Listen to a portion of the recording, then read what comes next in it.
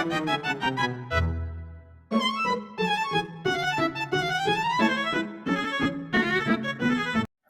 warahmatullahi wabarakatuh. Izin memperkenalkan diri, nama saya Aziza Novia Utami dengan NPM 24114003 dari kelas PO 24A. Di sini saya akan menjelaskan materi dari mata kuliah Pendidikan Umum Olahraga yang diampu oleh Bapak Triyanto, MPD. Jadi di sini yang pertama saya akan menjelaskan tentang konsep dasar pendidikan jasmani. Pendidikan jasmani yaitu usaha sadar yang dilakukan oleh peserta didik. Pendidikan melalui aktivitas badan atau tubuh.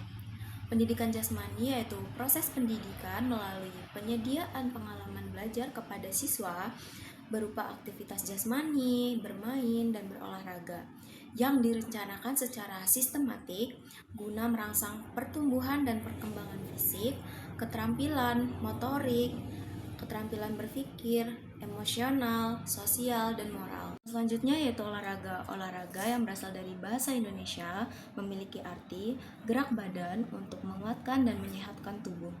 Pengertian olahraga yang berasal dari kata sport dalam budaya Amerika diartikan sebagai aktivitas bermain yang diorganisir dan bersifat kompetitif, terstruktur, dan sistematis. Selanjutnya adalah persamaan dan perbedaan pendidikan jasmani dan olahraga. Pendidikan jasmani yang pertama, peserta bersifat heterogen. Bersifat heterogen itu adalah berbeda-beda. Jadi di sini siswa itu memiliki kemampuan atau bakat yang berbeda-beda. Contohnya yaitu ada atlet bola voli, ada atlet badminton, ada atlet basket, dan lain sebagainya. Yang kedua yaitu tujuan. Tujuannya guna mencapai tujuan pendidikan. Lalu berorientasi pada kebutuhan dan perkembangan peserta didik. Dan selanjutnya itu materi, semua aktivitas gerak termasuk olahraga. Guru sebagai subjek. Dan waktu pelaksanaan sesuai dengan jumlah jam tiap pertemuan. Selanjutnya yaitu olahraga. Di sini peserta bersifat homogen. Homogen yaitu sama.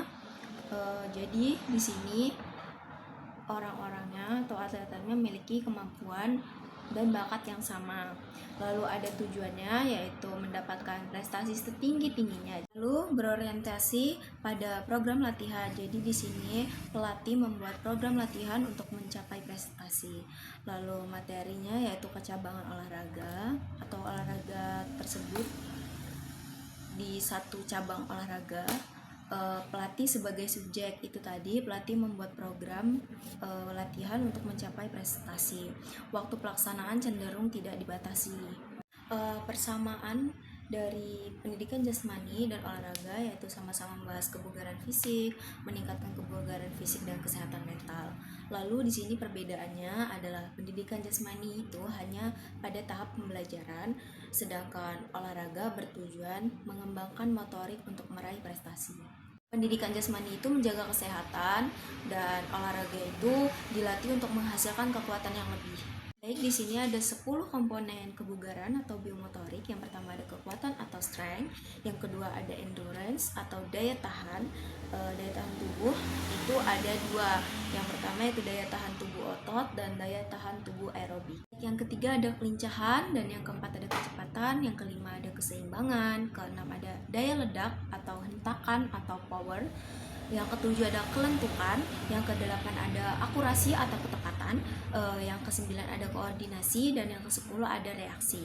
Jadi di sini perbedaan antara kecepatan dan kelincahan adalah kecepatan adalah perpindahan dengan waktu sesingkat-singkatnya. Lalu kelincahan adalah perpindahan dengan adanya penghalang atau rintangannya. Lalu daya ledak yaitu mengeluarkan tenaga di akhir. Daya ledak sendiri gabungan dari kecepatan dan kekuatan. Baik, di sini dijelaskan tentang overtraining. Overtraining adalah kondisi fisik mengalami kelelahan yang berlebihan dari latihan yang terlalu intens. Lalu ada overuse yaitu penggunaan secara berlebihan secara berulang-ulang. Contohnya atlet renang yang menggunakan gaya kupu-kupu, lalu pundaknya akan terasa sakit. Lalu selanjutnya yaitu ruang lingkup pendidikan jasmani. Yang pertama ada permainan dan olahraga sebagai media pembelajaran. Lalu ada aktivitas pengembangan, aktivitas yang dilakukan guna mengembangkan jasmani. Lalu ada senam yaitu pembentukan dasar kemampuan tubuh. Lalu ada ritmik, aktivitas yang berisikan rangkaian gerak. Lalu ada aktivitas air dengan media air, ada pendidikan di luar kelas dilakukan di lab terbuka, lalu ada kesehatan. Lalu kita masuk ke bagian ranah penjas.